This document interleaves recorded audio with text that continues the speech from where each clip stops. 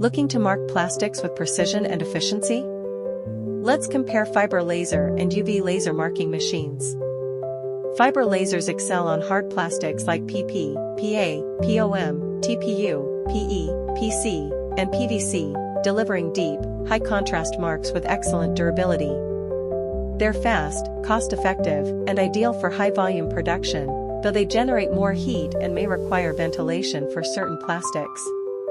On the other hand, UV lasers shine on heat-sensitive plastics like PET and PMMA, offering ultra-precise, smooth-edged marks with minimal thermal impact. They're perfect for intricate designs and eco-friendly processing, producing no harmful gases, but come with higher costs and slower speeds.